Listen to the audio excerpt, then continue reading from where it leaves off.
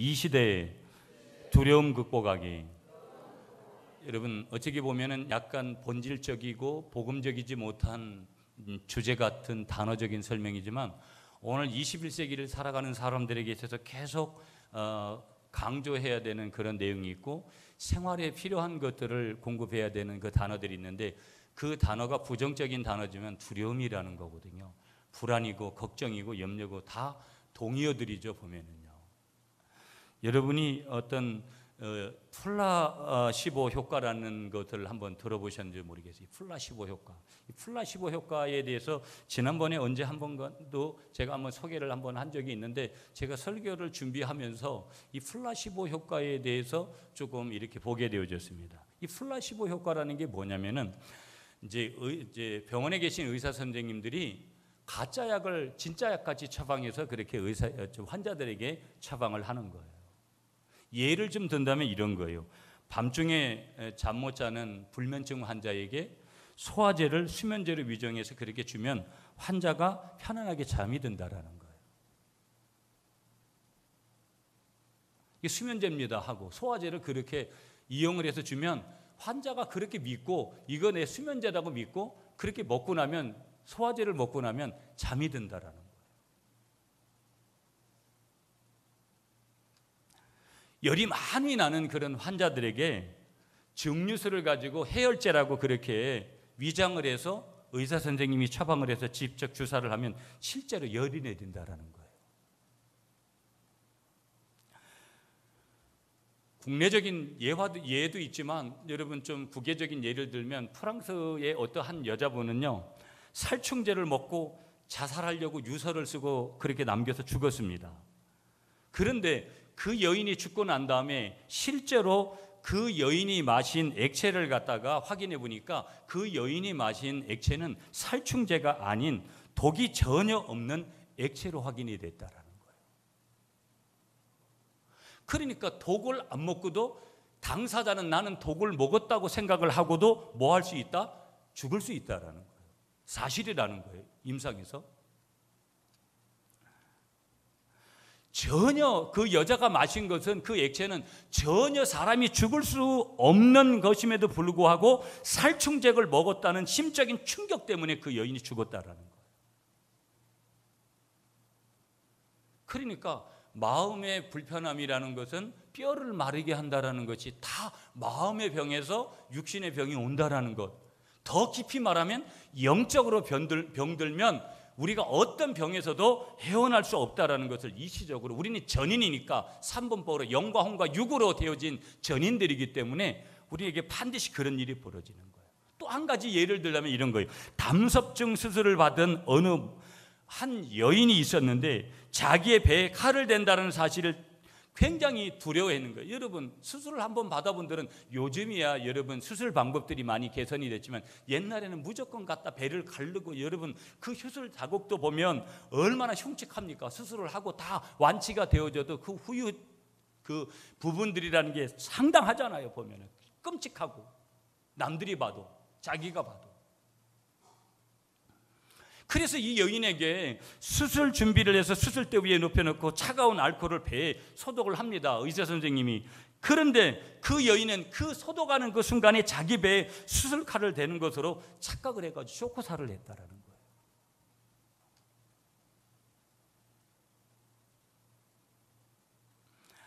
여러분 러시아에서 있었던 그런 예화의 내용이 되겠는데요. 철도국에 있었던 직원 한 사람이 냉동차 속에서 일을 하다가 냉동차 아시잖아요. 그럴 일이 많잖아요. 여러분 저도 회사 다닐 때 보면 안전사고라는 것은 항상 생각지도 않은 곳에서 나요. 저도 지금도 늘 안전관리자 이 띠를 제가 두르고 그렇게 몇 년을 생활했던 맨날 여기 그 폐차례다 안전관리자 뭐 이런 거 하고 그만큼 안전이라는 것이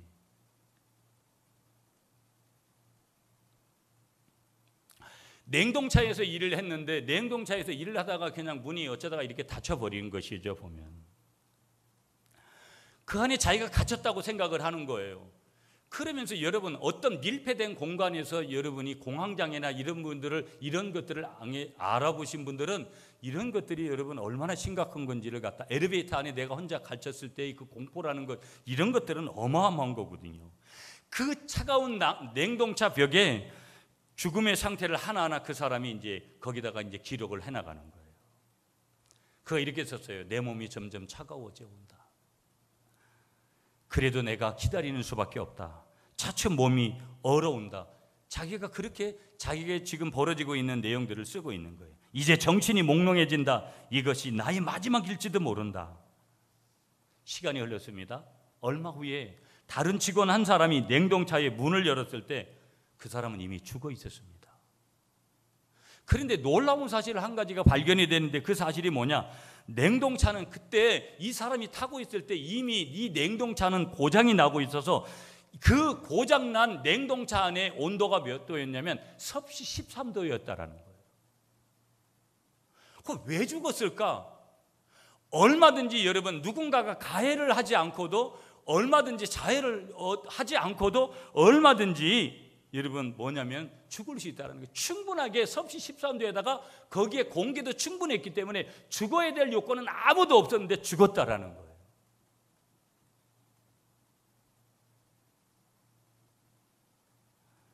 인간의 오묘한 육체라는 거, 오묘하잖아요. 인간의 육체라는 거. 이 인간의 오묘한 육체라는 것은 마음과 정신, 더 나아가서는 영의 지배를 받기 때문에 결국은 뭐냐면 우리가 이런 얘기 하잖아요. 마음먹기 달렸다. 마음먹기 달렸다. 이것을 이용하는 것이 뭐냐면 플라시보 효과라는 거예요. 플라시보. 이게 의사 선생님들만 적용하는 것이 아니라 얼마든지 그렇게 이제 우리가 삶에서 좋은 쪽으로도 적용해 볼 수도 있는 것이죠. 그러나 이것이 잘못된 것으로 사용되어지면 결국은 이게 인격이 아니라 인격이 모독되어지는 그런 일들이 될 수밖에 없겠죠. 정신분석학자였던 에릭 프롬이라는 분이 있어요. 여러분 이분이 쓴 책 중에 인간의 마음이라는 책이 있어요. 설교를 준비하면서 이 책을 여러 번 인용했던 부분이 있어가지고 이분이 거기서 어떤 폭력에 대해서 얘기를 한 가지를 언급하냐면 우리 인간의 마음에는 보상적인 폭력이 있다는 거예요. 이 보상적인 폭력이라는 것이 뭐냐면 항상 보상적인 폭력을 할 때는 뭐냐면 내 안에 무력함이 뿌리로 자리를 하고 있는 거예요. 자신감이 있고 긍정적이고 활력이 있고 이런 것이 아니라 무력함. 이 무력함을 보상받으려고 하는 폭력이 뭐냐면 보상적인 폭력이라는 거예요. 약간은 여러분 대리만족이다. 우리 한국의 부모님들이 자식을 통해서 아니면 어떤 것들을 통해서 대리적인 만족을 얻으려고 하는 심리하고 비슷한 그런 것들로 우리가 조금 이렇게 분석을 해볼 수 있는 것이죠. 여러분 인간이 내면적으로 느껴지는 두려움 중에 정말 무서운 두려움이 뭐냐면 거절에 대한 두려움이에요. 내가 이런 부탁을 했을 때 부부간에도 내가 이런 말을 했을 때 내 아내가 내 남편이 나에게 여보 너무 좋은 생각이에요. 내가 뭘 어떻게 할까 이런 좋은 말을 하면 좋은데 등신 같은 게 또 이제 우리가 적극적으로 얘기하면 이런 말이야. 지랄하고 자빠졌네. 여러분 그런 얘기가 반대로 우리에게 다가오는 게 뭐예요? 거절의 그냥 아픔들 두려움들 우리에게 주는 거예요. 여러분 내가 이렇게 했을 때 저 사람이 어떻게 생각할까? 이런 것들이 우리의 삶에 얼마나 많은지 몰라요. 우리는 교회에 와서도 이 거절에 대한 두려움 때문에 얼마나 우리는 힘들어하는지 몰라요. 내가 이렇게 했을 때 저 집사님이 어떻게 생각할까? 인간의 최대 약점이라는 것이 뭐냐면요, 사람은 감정에 휘둘릴 수밖에 없는 존재라는 거예요. 이게 인간이 가지는 최대 약점이에요. 여러분 우리가 감정을 좀 통제할 수 있다면 내가 지난 날들 보면 내가 그때 성질을 죽이고 그때 그런 말을 하지 않고 감정을 통제했다면 지금도 생각하면 그 일은 내게 있어서 좋은 식으로 작용을 했을 건데 라고 생각되어지는 판단되어지는 일들이 우리의 삶에 얼마나 많은지 몰라요. 인간의 최고의 약점이 뭐냐면 사람은 감정에 휘둘릴 수밖에 없는 존재라는 거예요. 여러분 2030년의 한국 사회를 진단하는 여러 가지 내용 중에 여러 내용들이 있는데 2030년이 되면 초고령화 사회가 된다라는, 그 당시 2030년에도 이제 10몇 년 남았잖아요. 65세 이상이 우리 대한민국 인구의 25% 이상이 이제 25%가 65세 이상이라는 거예요. 여러분, 저희 주위에도 요즘은 폐지 짓는 어른들 많은데 전국에 폐지를 주워가지고 생계를 유지하기 위해서 폐지를 줍는 그런 빈곤 노인의 숫자가 175만 명이라는 거예요. 인간이 느끼는, 제가 늘 말씀드리지만 우리가 살아가는 이 시대를 포스트 모더니즘 시대라고 하는데, 이 포스트 모더니즘을 분류할 때 이게 아주 굉장히 논리적으로 정리를 하면은 다양한 그런 그 해석법이 나오고, 다양해서 너무나 다양하기 때문에 포스트 모더니즘이 뭡니까? 라고 이렇게 정의를 한마디로 해주세요. 이렇게 하면 하기가 대단히 어려워요. 그래서 저는 항상 늘 여러분들에게 뭐를 소개하고 싶어서 이 포스트 모더니즘이라는 용어를 쓰냐면, 이기적이고 개인적이고 자기중심적인 사회다. 여러분, 오늘 우리 사회가 왜 이렇게 힘드냐면 자기밖에 몰라요. 그리고 모든 것들을 자기중심적으로 해석해내고, 자기 유리한 쪽으로 절대 해석해내고, 내가 손해보려고 하는 쪽에, 내가 남을 배려하고 남을 섬기는 쪽에서 그런 리더십이 되고, 그런 사회, 그런 마음이 된다면 우리 사회는 결코 이렇지 않아요. 여러분 보세요. 금요일날도 내려오는데 12시 반 도착할 때까지 차가 밀렸어요. 제가 31년을 구미에 살면서 31년 동안 올림픽대로가 한 번도 밀리지 않은 적이 없었어요. 그때마다 제 입이 약간은 하지 않을 소리들을 좀 해요. 이것들이 왜 다 전부 중앙에만 살아가지고 어쩌다가 한번 강화도 한번 갔다 오려고 하는데, 그런 마음이. 그러면서도 서울시장 뭐하나, 너무나 교통정체가 심하니까. 그런데 여러분, 이게 또 약간의 불평적인 부분이 있지만 좋은 쪽으로 얘기하면 우리 사회가 얼마나 축복된 사회인지, 금요일 저녁이면 모든 사람들이 다 비즈니스를 내려놓고 휴가를 즐기러 가는 거예요. 물론 지금은 정기적인 휴가 기간이기 때문에 그런 것도 있겠지만, 그분들이 그렇게 나아가는 행렬 속에 수많은 자동차들을 바라보면서, 여러분 국산차냐 외제차냐 수많은 차들이 뒤엉켜 있는 그것을 보면서 우리는 축복받은 민족이구나, 자연적으로 그런 소리를 우리가 되낼 수밖에 없는 거예요. 그런데도 그들 속에 잔존하는 부정적인 요소가 뭐냐? 두려움 속에 사는 거예요, 많은 사람들이. 여러분, 구소련의 독재자였던 한 사람, 스탈린이라는 사람을 기억하실 거예요. 이 스탈린은 자기가 늘 암살당할까 봐 전전긍긍했습니다. 그래서 자기 집에 침실을 8개를 만들어 놓고, 오늘은 무작위로, 오늘은 A라는 방에 들어가서 잘까 B라는 방에 들어갈까, 딱 여러분 침뱉어보고 이렇게 했는지 모르겠는데, 그리고 남들한테 알려주지 않고 어느 날은 A라는 방에 가서 자고, 또 어느 날 다시 반복해서 A라는 방에서 자고, 또 어느 날은 C라는 방에 들어가서 그렇게 잔 거예요. 그렇게 잔 이유가 뭐냐? 어느 방에서 자는지 아무도 모르게 하기 위해서 그렇게 잤다라는 거예요. 왜? 혹시라도 누가 자기를 암살할까 봐. 어찌 보면 오늘 우리 남북한이 유일하게 분단된 우리 민족이, 여러분 저 위에 있는 지도자가 지금 그런 심정이 아닐까. 그러니까 고위급 많은 사람들이 탈북을 하지 않을까라는 그런 매스컴적인 얘기도 우리가 한번 이렇게 들어볼 수 있는 것이죠. 보면 스탈린의 경우는 어떤 경우냐면 두려움이 병적으로 나타나는 거예요. 두려움이라는 게 모두에게는 다 두려움이 있습니다. 하나님이 우리에게 두려움을 심은 거예요. 그것이 심하게 심화되면 병적인 것이 되어지는 거고, 그것이 적당하게 우리가 되어지면 삶의 윤택함을 우리에게 반드시 주는 것이죠. 이 말은 무슨 얘기냐? 두려움 없이 살아가는 사람은 이 세상에 아무도 없더라는 거예요. 어떤 분이요, 성경을 세어보니까 성경에 두려워하지 말라는 말이 365번 나오더라는 거예요. 그러니까 이 360번 두려워 말라라는 이 용어가 나왔다는 말을 이렇게 인용을 해보면 1년 내내 하루도 안 빼놓고 두려워할 일이 우리에게 있다라는 내용이에요. 여러분, 지금도 저나 여러분을 두렵게 하는 요소들이 있잖아요. 사람에 대한 두려움, 물질에 대한 두려움, 직업에 대한 두려움, 뭐 여러 가지 다양한 두려움들이 우리에게 있어요. 약간의 미묘한 그런 것들이 우리를 충동질해서 걱정을 싹 가져오기도 하고 염려를 싹 불러오기도 해요. 어떻게 하나 어떻게 하나. 우리에게 신음을 약간씩 그렇게 건드리기도 하더라는 거예요. 그럼 우리는 여기서 이런 질문을 한번 해봐야 되는, 왜 사람이 두려워하는 걸까? 인생을 살면서 두려워하는 가장 주된 이유는 뭐냐면 다른 데 있는 것이 아니라 내가 감당하기 힘든 문제를 만나거나 그런 문제를 만날까 봐 두려워하는 거예요. 내가 무슨 문제를 만났어요? 다 해결이 되는 거예요. 그거는 문제가 될 수 없어요. 절대 우리에게 두려움을 주지 않습니다. 왜? 그거는 우리가 해결할 수 있기 때문에 그런 거예요. 그러나 내가 그 일을 만나면 내게 마음을 힘들게 하고 우리 가족들을 힘들게 하고 우리 환경을 힘들게 할까 봐 여러분 굉장히 우리는 그거에 대한 두려움을 느끼는 거예요. 여러분 21세기를 살아가는 미국인들이 어떤 데이터를 보니까 두려워하는 것이 뭐냐면 가장 두려워하는 첫 번째가 뭐냐면 자동차 사고라는 거예요. 여러분 보시지만 지금 우리가 차를 몰면서도 순간 그때 까딱했으면 갈 뻔했다고 느낀 적이 한두 번이 아니잖아요. 우리 집 사람은 옆에만 타면 자기가 운전을 해요. 너무 피곤할 정도로 자기가 운전을 하게, 뭐 브레이크 밟아라, 뭐 천천히 해라, 어떻게 해라, 자기가 옆에서 운전하니까 어떤 때 얼마나 짜증나는지 몰라요. 왜 그러냐면 불안 심리를 느끼는 거예요. 여러분 웬만하면 난 저 사람이 운전하면 안 타고 싶은 사람이 있잖아요.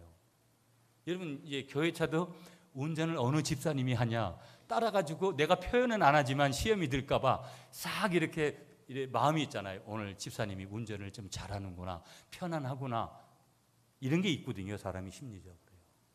비행기 타고 한번 그래 보세요. 비행기 타고 한번 식겁한 분들은 여러분 이런 심리들이 어떤 건지를 아는 거예요. 뭐 여러 가지들이 있는데 미국인들은 이제 자동차 사고에 대해서 굉장히 민감하게 그렇게 두려움을 느낀다라는 거예요. 두려움이 어디서 오는 건가, 이게 중요해요, 여러분. 우리가 예수 믿는 사람들에게는 두려움의 출처가 어디냐 이 말이에요. 어디냐, 이게 두려움이 어디서 왔냐, 이게 누가 보낸 거냐, 이게 굉장히 수신자도 중요하지만 발신자도 굉장히 중요해요. 첫째 발신자는 누구냐? 사단이 그렇게 하는 거예요. 마귀가 우리들에게 템테이션, 유혹하기 위해서, 우리를 넘어뜨리기 위해서 그 두려움을 통해서 사로잡힘으로 말미암아서 하나님과 대적되는, 분리되는 그런 존재로 만들기 위해서 뭐냐면 우리에게 두려움을 주는 거예요. 두 번째, 누가 그걸 주시냐? 하나님이 우리에게 훈련을 위해서, 트레이닝을 위해서 우리에게 두려움을 주실 때가 있어요. 이 하나님이 주시는 테스트는 반드시 어디로 이어지냐면 축복으로 이어지는 거예요. 아멘이십니까? 그러므로 우리에게 두려움이 왔다 그러면 이게 어디로부터 왔는지, 이게 사단이 준 거냐, 하나님이 준 거냐, 아니면 내가 죄를 지어서 그런 것이냐, 우리가 그런 것들을 좀 잘 볼 수 있어야 돼요.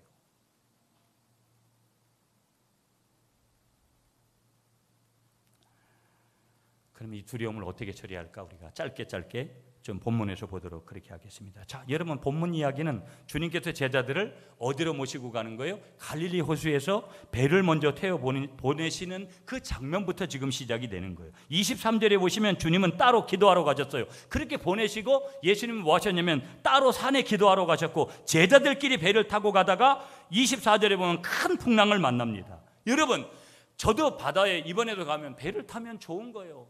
왜 그러냐면 오래도록 어릴 때부터 배 타고 뭐 이렇게 배가 잘못돼가지고 죽을 뻔도 하고 뭐 이런 경험들을 해가지고 파도가 쳐가지고 약간 이렇게 움직이는 것들은 아무것도 아니다라는 것을 느껴요.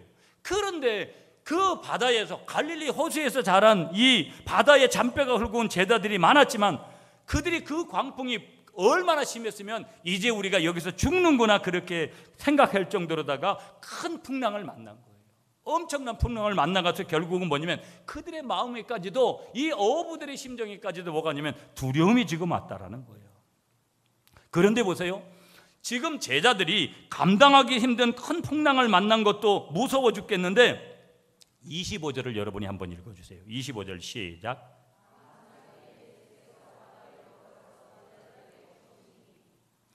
그런데 보니까 새벽에 어떤 분이 무리를 걸어서 그렇게 오시는 것을 보는데 결국은 뭐냐면 여기서 보니까 유령인 줄 알고 그래서 그들은 더 겁을 먹은 거예요.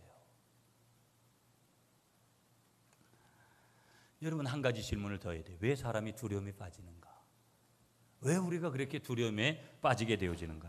아까도 말씀드렸지만 내 힘으로 어찌할 수 있다는 것은 두려움의 대상이 될 수가 없어요. 내 힘으로 어찌할 수 없는 예기치 않은 난관이 발생했을 때 우리는 뭐냐면 패닉 상태라는 그 상태에 빠지는 거예요. 내 힘으로 감당할 수 없을 때. 그런데 그것은 오늘 우리 시대에만 있는 것이 아니라 어느 시대이든지 어느 누구에게든지 동일하더라는 거예요. 자, 그러면 우리에게 크고 작은 두려움이 닥쳐올 때 이걸 이길 수 있는 비결이 뭐냐 이 말이에요. 오늘 이 시대의 두려움을 극복하는 비결 몇 가지를 보자. 먼저 26절을 읽겠습니다. 시작.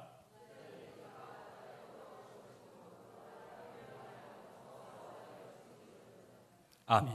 한번 따라하겠습니다. 시선을 항상 주님께 집중하라. 아멘이십니까 여러분?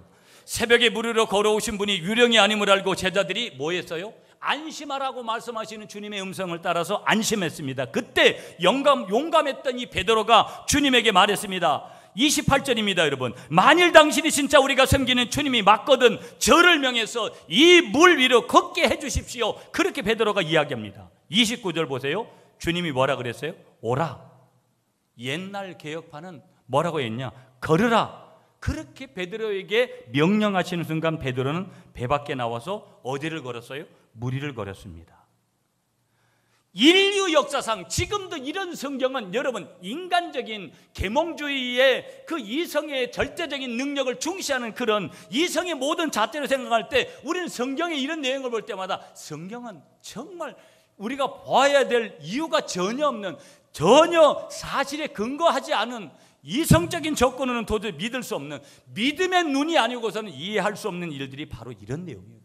베드로가 무리를 걸었다는 것을 믿느냐 안 믿느냐에 따라서 우리의 믿음은 달라지는 거예요. 예수 밖에 있느냐 예수 안에 있느냐 이것이 달라지는 거예요.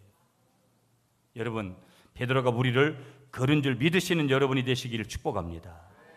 30절을 보세요. 여러분 30절을 보시면 무리를 잘 걸어가다가 갑자기 베드로의 시선이 미친 듯이 뭘 보냐면, 미친 듯이 베드로가 시선을 열어서 본 것이 뭐냐면 날뛰는 풍랑을 본 거예요.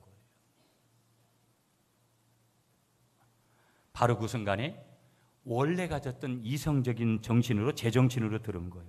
그러면서 감정에는 어떤 감정이 되돌아왔느냐? 큰 두려움에 빠진 거예요. 그 다음 순간 그는 어디로 빠져들어가는 거예요? 물속으로 빠져들어가는 거예요.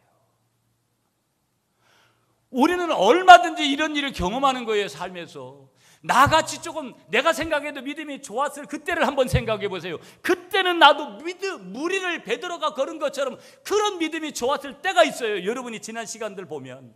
그러나 어떤 때 보면 무리를 걷기는커녕 너무나 형편없이 세상의 환경만, 지금 눈앞에 보이는 것들의 모든 것들을 빼앗겼던 그런 순간들이 우리에게 얼마나 많은지 모른다라는 거예요. 주님만 바라보았다면, 지금 베드로가 주님만 바라보고 걸었다면 물에 빠지지 않고 계속 걸었을 텐데 시선을 어디로 돌렸다? 다른 데로 지금 돌렸다라는 거예요. 무엇을 말하는 거예요? 우리에게 뭘 얘기해 주는 거예요? 우리에게 시사해 주는 많은 것들이 있지만 문제에서 이기고 두려움에서 이기려면 환경을 바라보지 말고 시선을 어디에 둬야 된다라는 거예요? 주님께만 집중해야 될 줄 믿습니다. 우리가 뭘 바라보고 살아가는가? 많은 사람들이 야망의 사람들이 많아요. 많은 사람들이 그 야망의 눈을 가지고 바라보는 거예요. 모든 것들을 야망의 시선으로, 모든 것들이 내가 성공하는 것마저도 야망으로. 하나님은 비전의 사람을 축복하셨지 야망의 사람을 통해서 일하신 적이 없습니다. 야망이 잘못됐다는 것은 아니지만 전부 옳지가 않더라는 거예요. 야망과 여러분 비전에 대한 내용들 시간이 없기 때문에 거기에 대한 부분들 여러 번 설명했기 때문에 시선을 어디로 집중해야 된다? 주님께 집중해야 된다는 거예요. 여러분 시편 23편 경상도 버전을 제가 1, 2, 3번을 가져왔는데 시간이 많이 없는데 제가 읽을 테니까 여러분이 잘 들으세요. 귀를 쫑긋하고. 시편 23편 경상도 버전. 여호와는 내 목장기라 그라이 내 삼아 답답할 게 없대이. 저 시퍼런 풀 구덩이에 내 삼아 자빠져 자고 시원한 떠랑가로 넬로 잡아 땡기신대이. 웃자든지 정신 차리고 옳게 살아라 하시면 다 당신 체면 때문이시라 하네. 내 뒤질 뻔한 꼴짝 구디에 껌껌한 데서도 그 양반 빼기 참말로 여간 아닌기라. 그 양반 몽딩이와 작대기가 넬로 맨날 지키시고 내 라이벌 죽일 놈의 문디 자식들 앞에서 내 대가리에 지름을 바르고 넬로 팍팍 키워주시니 내 사모 걱정이 있겠노 말이다. 내 인생 억수로 복잡하겠사도 저 양반이 맨날 지키실 줄틴께로 내 삼아 웃자든지 내 옆에 그 옆에 딱 붙었다가 때리지기도 안 떠날 거데이. 여기에 1번이에요. 시편 23편 경상도 버전 2번. 여호와가 내 목자 아이가 내 삼아 답답할 게 없데이. 시퍼런 풀구덩이에 내 디비지고 저 쓴한 또랑가로 넬로 이끄신데이. 내 정신 챙기시사 옳게 살락하시면 다 저거체면 때문이라 가네. 내 죽을 뻔한 골짜구 디기 껌껌한 데서도 간티가 부어 댕길 수 있으면 급백이 참말로 여간하이라. 주의 몽디와 작대기가 넬로 지키시고 내 라이벌 죽일 놈 문디자스가 앞에서 넬로 팍팍 키워주시네. 내 인생이 아무리 복잡하겠사도 저 양반이 맨날 지키실 끼니까 내사 웃자든지 그 옆에 딱 붙어갖고 죽어도 안 떠날란다. 이게 경상도 버전이에요. 경상도 버전 3번도 읽을게요. 여호와라고 하는 양반 이름 들어봤나? 그 양반이 내 목자 아이가 내사 답답할까 한 개도 없다 아이가. 그 양반이 넬로 시퍼런 풀구덩이로 내비치고 저 쓴한 또랑가 안 있나 글로 내를 데리고 댕기신다 아이가. 내 정신도 또박또박 챙기식 같고 옳게 살랐고 안 하나. 그게 다 그 양반 체면 때문에 그러시는 기라. 내 삼아 지길 삐난 골짜기 구디 시커먼 데서도 간티가 부가 댕길 수 있는 이유가 다 있는 기라. 그 양반 빼기 억수로 세다 아이가. 그 양반 몽디와 작대기가 안 있나 그걸로 넬로 지키식 같고 내 지길 놈들 문디 앞에서 넬로 팍팍 키워주신다 않카나. 내사 아무리 복잡하겠사도 저 양반이 허구한 날 넬로 지키실 줄끼니까 내 삼아 웃자든지 그 양반 옆구댕이에 딱 붙어갖고 죽어도 안 떠날란다. 아멘. 여러분, 약간의 유머가 있는 거지만 왜 이거를 제가 준비했냐면 우리에게 오직 주님을 바라보면 나머지는 주님이 책임지시는 줄 믿습니다.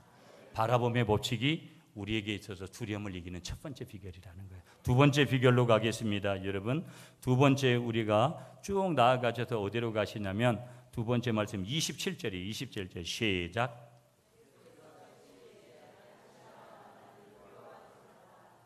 한번 따라하겠습니다. 하나님이 어떤 상황에서도 나와 함께 하심을 확신하라. 여러분, 성경을 보시면 주님이 지금 억지로 제자들을 물에 들어가라 그랬어요. 억지로 물에 들어가라는 거예요. 여기 22절에 보시면 재촉하사, 이게 원어로 아난카조라는 헬라어 단어 썼는데 이 아난카조라는 단어가 뭐냐면 억지로 하게 했다라는 거예요. 왜 억지로 예수님께서 그렇게 하셨느냐? 이유는 단 한 가지예요. 훈련시키기 위해서. 훈련시키기 위해서. 주님이 이 땅에 떠나신 후에도 홀로 신앙생활 너희들이 잘하게 하기 위해서 제자들이 누가 그렇게 하기 위해서 일부러 어떻게 하셨다? 물속에 예수님께서 그들을 제자들을 집어넣으셨다라는 거예요. 여러분, 아무리 훈련이라도 밤 새벽에 와가지고 이런 훈련을 하면 누가 좋겠어요? 그런데 예수님은 그렇게 하신 거예요. 무엇을 보여주기 위해서 그렇게 했느냐? 다시 반복해서 말씀드립니다. 우리 주님은 어떤 상황 속에서도 나와 함께 하시는 분임을 보여주기 위해서, 그 어려운 환경 속에서도 내가 생각할 때는 주님이 어디에 계시는가? 아우슈비츠에서 유대인들이 600만이나 죽어갈 때 하나님이 어디에 계시니라고 그 질문하는 그때도 주님은 어디에 계신 거예요? 아우슈비츠. 그들이 죽어가는 600만이나 죽어가는 그 자리에 주님은 거기에 계셨다라는 거예요. 인간의 이성으로는 그런 모든 것들은 해석이 될 수가 없는 거예요. 우리가 어려울 때 주님이 뭐 했나? 여러분, 이번에 강화도 가서 낚시를 하는데 농어의 얼굴도 한번 못 본 거예요. 하나님, 이 종이 경상도에 가서 그렇게 힘들다가 여기까지 왔는데 한 마리만 좀 보내주세요. 한 마리만 좀 보내주세요. 그래도 끝내 안 오는데 여러분, 속으로 너무 야속한 거예요. 주님이 농어 한 마리도 못 보내주시나? 인생에 살면서 주님 앞에 원망, 결국은 우리 속에 그 두려움의 주범이 뭐냐면 원망이거든요. 우리가 주님을 원망하는 그런 일들이 우리에게 얼마나 많은지 모른다라는 거예요. 시간이 없기 때문에 이 부분 설명 안 할게요. 마지막 31절 볼게요. 31절 시작.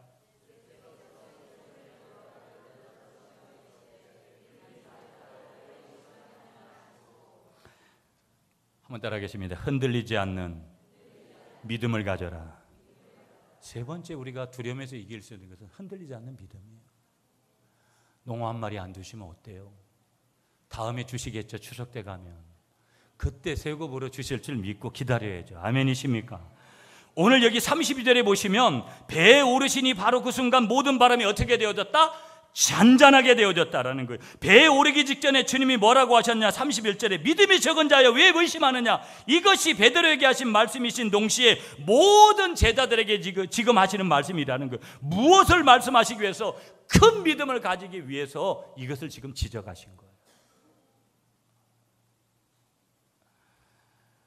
오늘 여러분하고 마무리는 여러분 제가 보는 월간 잡지에 건강과 생명이라는 서울대학교에서 의대에서 나오는 그 잡지책이 있어요. 거기 보니까 어느 분의 시가 하나 있더라고요. 이 시를 조금 제가 드리면서 마무리할게요. 시 제목이 아마도예요. 아마도.